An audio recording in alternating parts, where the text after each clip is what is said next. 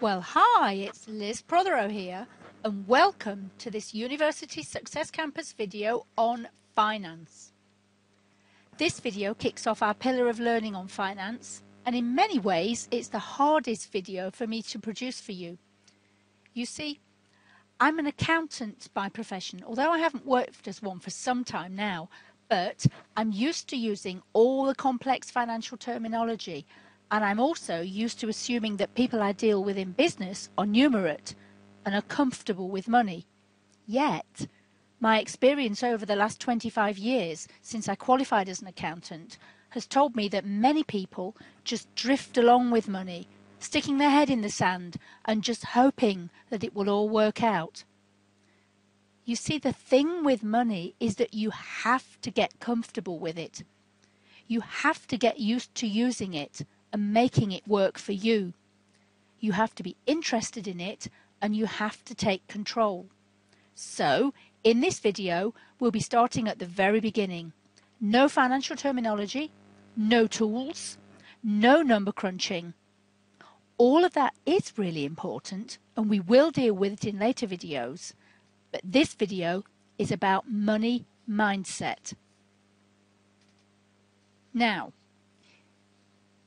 a maxim of managing your money is that if you are spending more than you are making, then you may be committing very slow financial suicide.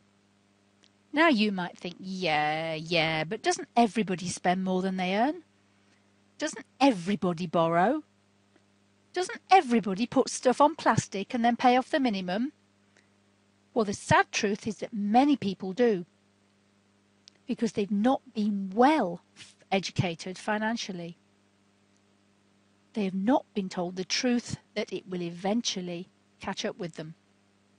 For example, repossession of all your belongings, including your home.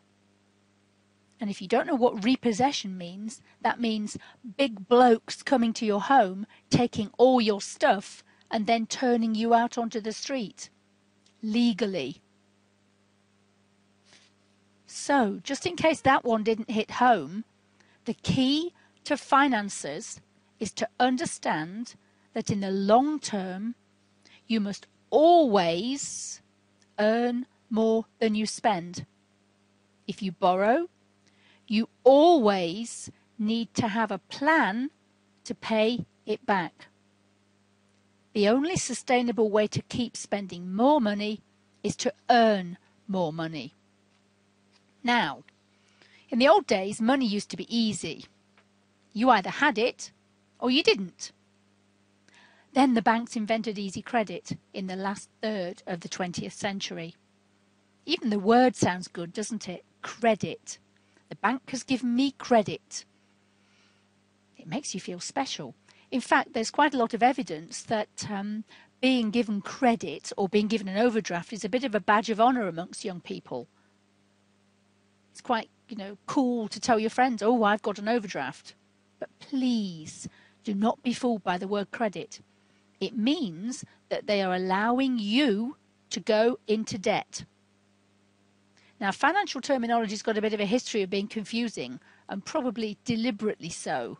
So if you get confused by what seem to be the interchangeable use of the words credit and debt, don't worry, we will be doing sessions on financial terminology later. Now, let's just look at a few financial facts.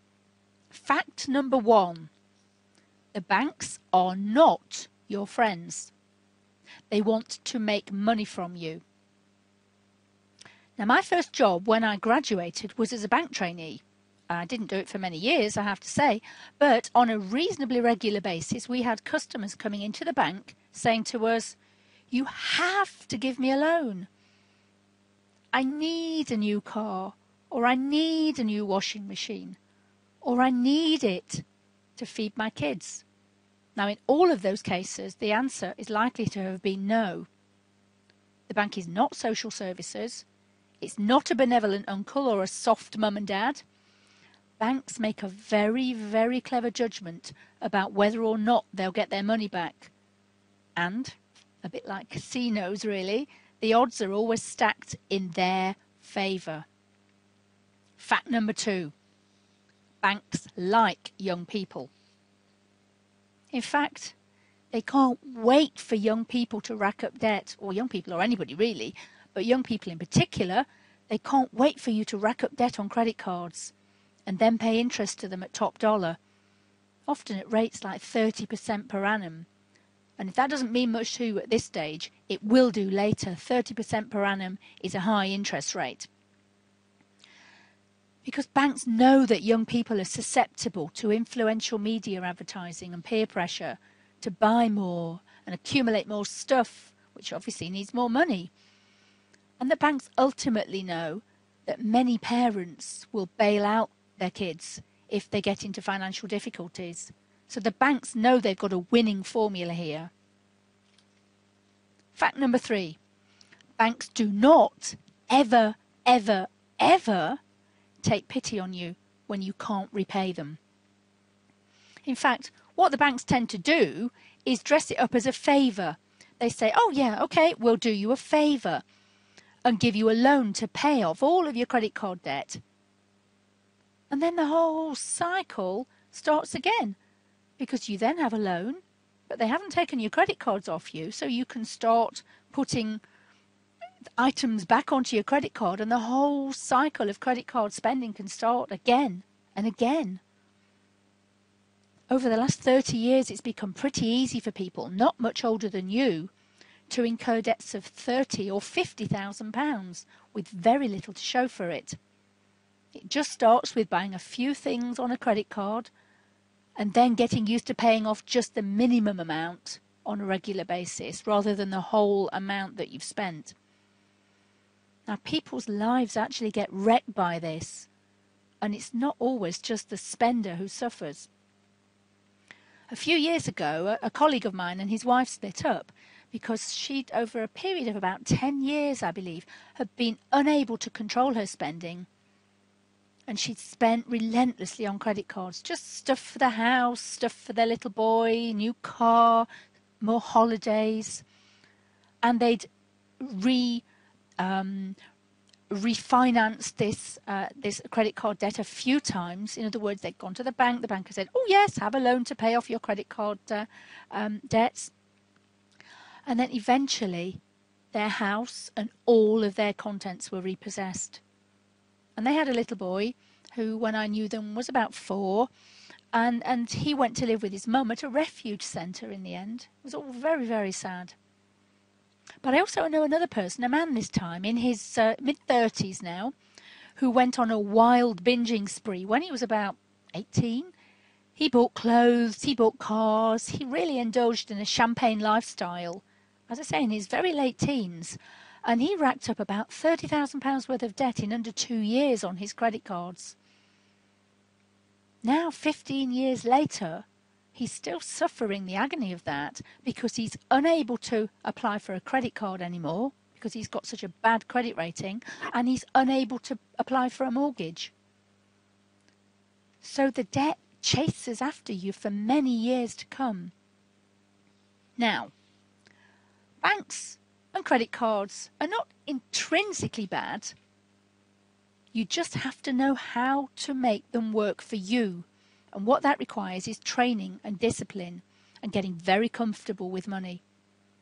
Now, in another video in the University Success Campus, we will be talking much more about debt and why it is occasionally good and why it's usually bad and how you can understand the difference.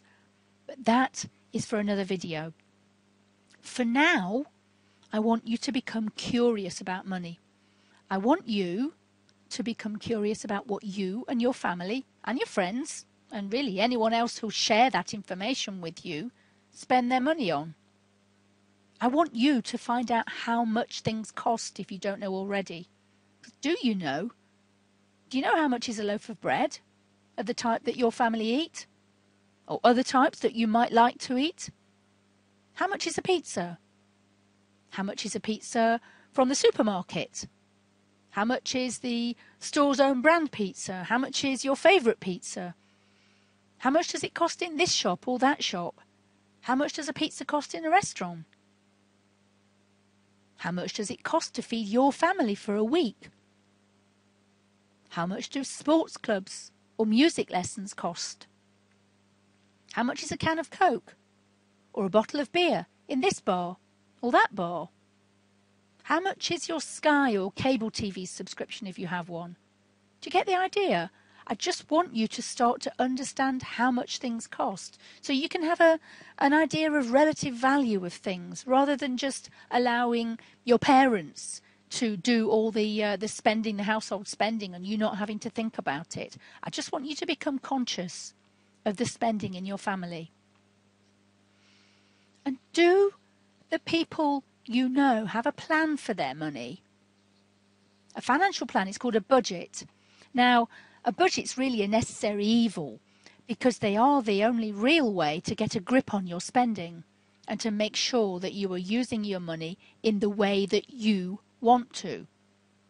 And even if you're lucky enough to have access to plenty of money, are you spending your money on the things that you really want to be spending it on, rather than letting it slip through your fingers on stuff you don't need or want? So have a chat to people and see if they have a plan for their money and if they know where it all goes. Also, have a think about what the money you and your family are spending on. Is it going on luxuries or is it going on necessities?